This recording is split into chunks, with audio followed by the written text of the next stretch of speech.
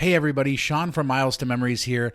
Welcome to our video edition of the MtM podcast. Every week we have a 45-minute podcast. You can find it at mtmpodcast.com, and we hope you subscribe and listen. But we're also doing video segments from the podcast, and this week we are going to start with 5 countries you should visit but haven't considered before. This is actually inspired by an article on the website. We'll put a link in the description. And we discussed these countries in the article, plus some countries that we want to add to the list, hoping to inspire you guys to travel once everything gets back to normal. Hope you enjoy. Make sure to smash the thumbs up button, subscribe to the channel, and enjoy. And he's just raw. But let's talk about travel. We're trying to kind of inspire people and try to bring topics to people that we feel are interesting and a little bit different from the redundancy of the world these days. And so Ryan, to that, down that path, he had an excellent article, 5 places that you should visit. And Ryan's another great contributor on our site. He's traveled to how many countries, Mark? Like 140? Yeah, I think he's like right at 140, I believe. I think that's where Corona stopped him. So he makes my like 70-ish countries look kind of sad by comparison. And that's perfectly good because I really respect his sort of views on the world and his views on travel. And he wrote these 5 countries. So we thought we'd talk about them, and then maybe I'll see if Joe and Mark will come up with countries of their own that they could add. But they said I have to pronounce all these countries so that I'm the one who looks like a fool when I say I'm wrong. That's right. I pitched in the Facebook group when I shared this post. I was like, we should like have a game where Ryan just lists places he's been, or like he can make fictitious names and we have to guess if it's a legit place he's been or if he just made it up, because I think we'd get some wrong. Okay, so the first one is Liechtenstein. I can't say it. I can say it in my head. He totally ignored what you said. Because I was so concentrated on trying to say it. You guys know, psyched me out with this because I can say know that in my head. I know what he did for like fine. 20 minutes before this episode was he just Googled, how do you say? No, I didn't. I should have. Oh yeah, you should have the computer read it for you. I'm not good with like German style names. So Liechtenstein, I don't know. But we know that it's of German, but I think it's a hard CH. I think it's a hard CH. Liechtenstein. Liechtenstein. So yeah, there you go. That's it. That's how it sounded in my head. Liechtenstein. Thank you. Okay. Facebook. Thank you. See, this is why we see who you are because you didn't. Liechtenstein. Okay. We got two different. Nobody knows. We're not crazy. So it's between Switzerland and Austria. I think a lot of people have heard of it, certainly, and it's a micronation.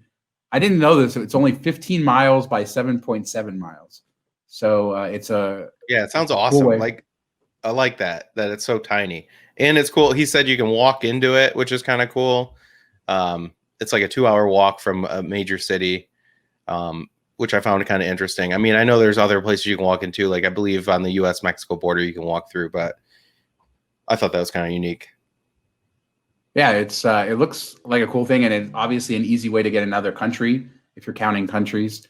I believe the easiest way to get there is to drive because they don't have a big airport or good, very often rail service. So it's good to drive there. But he said, really good place. They use the Swiss franc, and we'll start there with that. Let's move on to the next place, and we'll kind of get a little bit more exotic, and that's Eritrea, which I do believe I said right, hopefully. Never heard of that before this. So that would have been one I might have gotten wrong. On the game, Shawn ignored. I thought it was from like Lord of the Rings or something. So pretty ignorant. Well, it is in Africa, and it's between Sudan, Ethiopia, and Djibouti, Mark. And whose booty? Yeah, what you saying about his booty? This is a family show, Shawn. Come on. What's the capital of Djibouti, Joe? It's Djibouti. Uranus. I know this one. Yeah, that's the kind of humor you get on this fine podcast. But I mean, he talks about it being an Italian colony. I didn't know that. So it was an Italian colony in Africa, which is sort of rare, and a lot of the Italian influence is still there with older people who learned Italian. And there's a recent history of violence there too, which is sort of interesting. And I noticed in the comments, some of the comments on this post have gone very negative and very political. He was sharing his experiences about places that he found interesting and enjoyable to travel. And as someone who's been to some really horrific places and seen the aftermath of some horrific violence as I traveled around the world, it doesn't mean you can't find something interesting, that you can't learn, you can't enrich yourself from it. So just keep that in mind. I don't know. That's my personal thing. I don't know if you guys have ever traveled to a place that sort of has a checkered past, but you're able to learn, and the whole experience of going there is a positive one for you. Does that happen to you guys, Joe? I mean, it's funny you say it like that, because technically, doesn't everywhere we visit have a checkered past? Like, everyone's been involved in wars and stuff like that. And I know you're going to ask us later, what countries we add to this list. And so, spoiler alert, I'll just give mine now. Like, I was thinking, well, Ryan did not post it as like 5 countries you've never heard of or whatever. So just places you should visit. And I feel like Japan is a place that should definitely be on people's list. It's such a unique country, and it's just so special, and it's so amazing there. But if you think about Japan, they have a pretty checkered past, considering the rape of Nanking and all the atrocities that they did in World War II. So the reality is, no country in this world is free of having a checkered past, unless maybe they're the colonized ones. But even then, there's always something dark. So, I think all those every passport people, like, every single country has something to offer. So, I definitely am appreciative that Ryan shared, these countries that I hadn't thought of traveling to before. Yeah, I agree with you. I know that through experience. I think that you probably do too, John Mark, that visiting places, every place that I've ever visited, even when I haven't had the most positive experience, has sort of helped me grow. And so I feel like they all have something to offer. And Eritrea certainly has an interesting history of the military aspect, but Ryan says that the people there are incredibly friendly. It's a cheap place to go. And like I said, I trust his viewpoint for picking that one out of a lot of the surrounding areas that he's been to. And the next one we'll talk about is Nepal. And this is a place I have been. And he talks about, let's talk about Kathmandu first, because for people who like miles and points, Kathmandu does have points options, including a Hyatt Regency, for those Hyatt lovers out there like myself, a Category 1 Hyatt Regency, actually. Oh, get those suites for cheap. Yeah. It's sort of a crazy hotel, because it's among the nicest hotels in the city, and it sits on this giant compound. Now, Joe had talked about he hasn't been to Nepal, and he remembered somebody in the Miles and Points community, Jonk. That's his username, right, on Twitter, @Jonk, Jonk. Yep, Jonathan Koo. Yeah, Jonathan Koo. He was in and junk and everything today. He was in Kathmandu during the big earthquake they had a few years ago, though, and he got to experience, what it's like to be in a developing country during a massive earthquake, and it was a really sort of trying experience. I was there a couple years after, and Kathmandu itself isn't. It's just a big, crowded city with a lot of traffic, and but it's not my favorite place in the world I've ever visited. I'm glad I got there. Unfortunately, I was on a tight trip. I wasn't able to get outside of Kathmandu, and that is what I've heard is just amazing.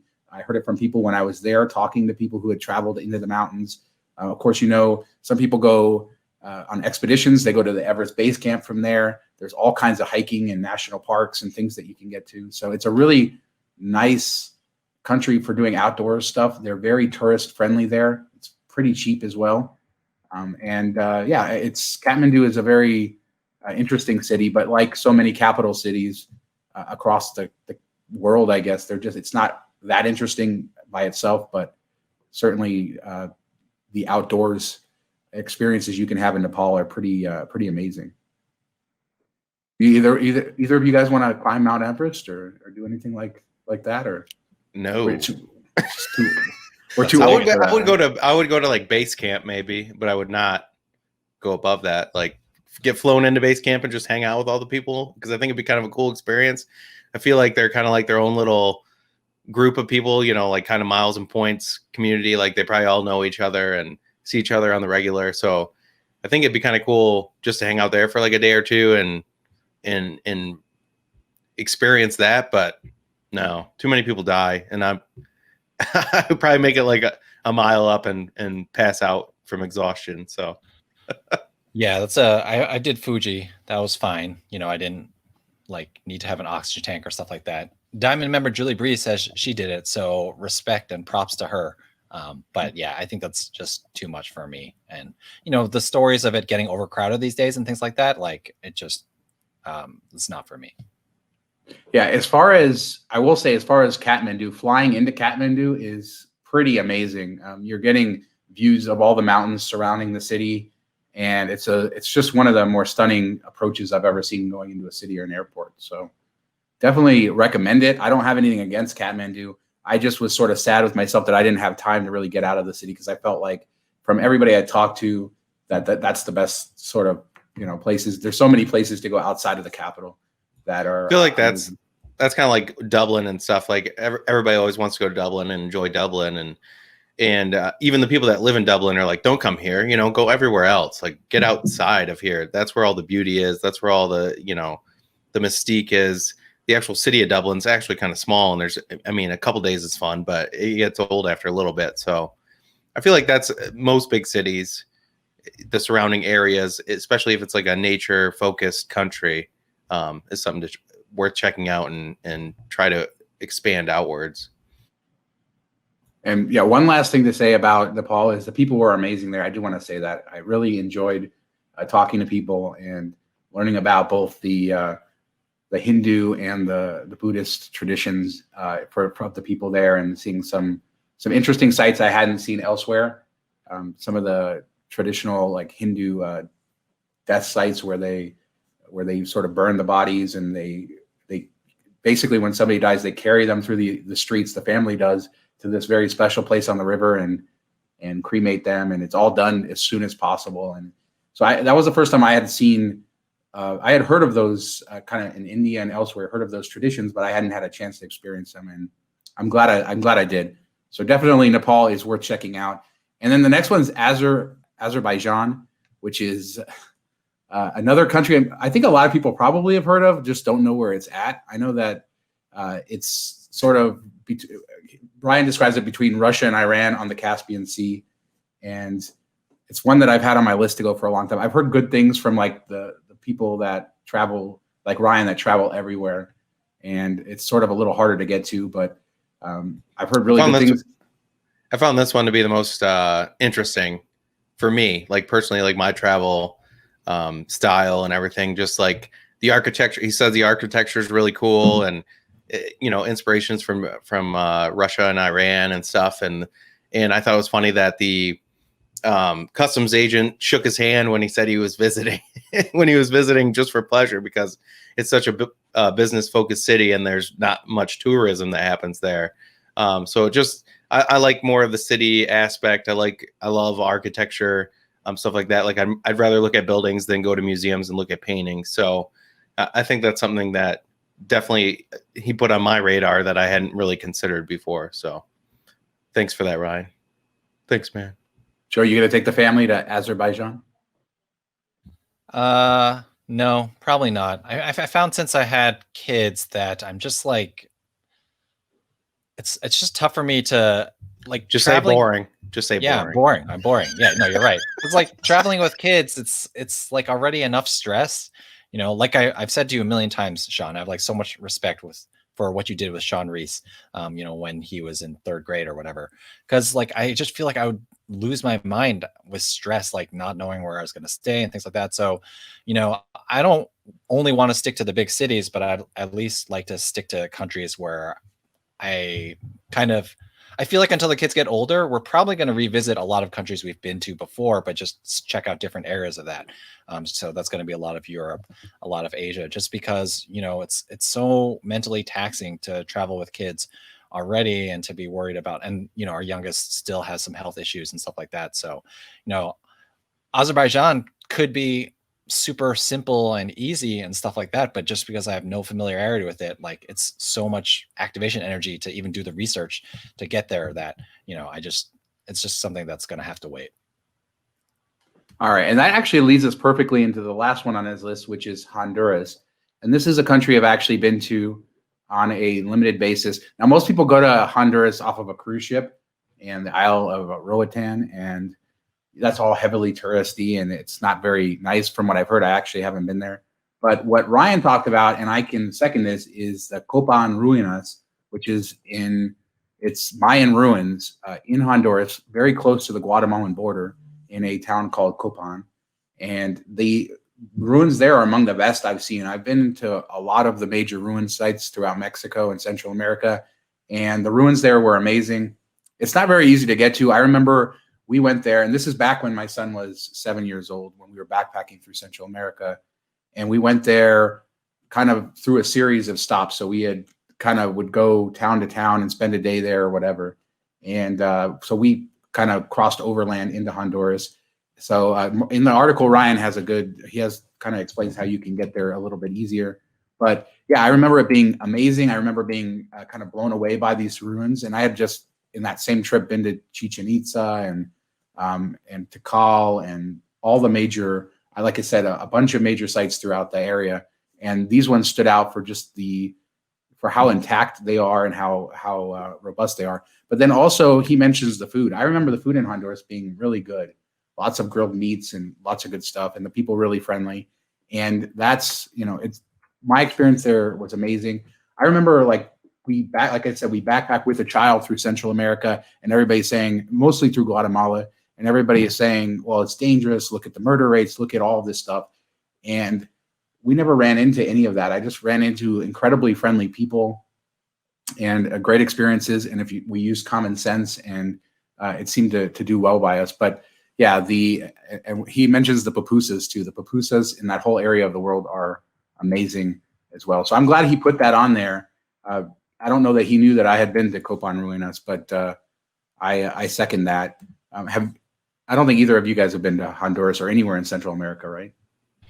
I have not, but Honduras actually is on my list, and I guess this is a little bit of cheating. Yes, it's an unknown. I don't know the country very well. However, I have a buddy of mine who's retired, and he's from Honduras, and what he did was he bought a couple of houses and he's turned them into, vacation homes and Airbnbs and stuff like that. So we've always talked about, I can throw some business his way, and like he spends half the year in Honduras, and so I could hang out with him there. So, that's a situation, obviously, like I said, it's a little bit of cheating, but, I'd feel so much more comfortable hanging out with my buddy, and, I'm happy to rent a house from him and stuff like that. And, he always tells me about how amazing Honduras is. And so, of course, if you have a local connection, that's the best way to experience a country. I totally agree. And I think Honduras is great. I think that we're running a little long here. So I thought I would definitely ask you guys to pick a country that you think would belong on this list. So do you want to start us off, Mark? I don't really have anything. I've been all like on the very beaten path. So I don't have anything that people don't think of to go to and should. So I'll have to abstain. Okay. What about you, Joe? I know you've been to some off the beaten path places. Yeah. So like I said, Japan, I feel like, I think Mark bringing up Dublin is a great point. Like, I think, especially if you're maybe someone like me who's not as comfortable going to a country that you're not as familiar with, well, you can still get off the beaten path in that country. So Ireland is a great example. Well, obviously, I mean, Ireland is going to be much easier regardless because of the English usage. But, when my wife and I went to Ireland, we spent 5 days driving around the country. And I guess that was a little bit uncomfortable because we were driving on the other side of the road and stuff like that. But, it's not that bad. Although there are some very tight roads within hedgerows that can be rough. But, we explored the island and it was beautiful. I mean, it was one of our best trips. I mean, that was our baby moon, but it's always been on the list of places to take our kids back. And you can rent like little houses in the country, or you can check out the Dingle Peninsula. There's just so many great things to do off the beaten path, even in countries that you're familiar with. So, Mark brought up Dublin, so that made me think of Ireland. I add Japan there. Like I said, I'm not going to go too far off the beaten path, but I can go to a country that I've been to and go off the beaten path there.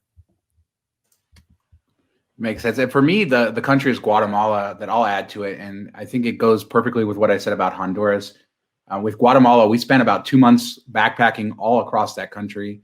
So it was obviously the tourist places where people go, like Antigua and Chichicastenango, but also just amazing volcanoes all around, Lake Atitlan, all throughout the Western Highlands of Guatemala. They have just amazing little towns with people who are so friendly. I've never actually felt more accepted by locals than I did in Guatemala. There was very little barrier between me and them, especially as I was speaking more Spanish at the time. It just felt like they welcomed us wherever we went. And just the experiences, the history of the Mayans, seeing a lot of the Mayan culture still active in that area, even more so than you see like in the Yucatan. Just a lot of people who still are very much entrenched in the Mayan culture, and learning about the history, the very sad history of the country, but seeing how the people have prevailed, and then a lot of great outdoor stuff. The food in Guatemala is pretty good, but most of the best food comes from their neighbors. But yeah, just a really neat country, fun to travel around, and it does have a fairly it does have crime, just like a lot of the countries in the area, but we never felt in danger, and just using common sense, we're fine. And like I said, we traveled all over the country using what they call chicken buses, and which are just old U.S. school buses that go around. And it's just one of my favorite travel experiences ever. And it's a country that I think we'll be going back to with Ellie within about the next year. As soon as we can travel again, I think it's really high on the list because it's easy enough to get to. And I just want to go back and revisit a lot of those cool places that we took Shawn back when he was about her age. So that is definitely a good suggestion. I think this topic was fun. I enjoyed talking about it, and I think the article is really fun. So check out the link in the description so you can read about what Ryan thought and why he explained why all these places are worth going to.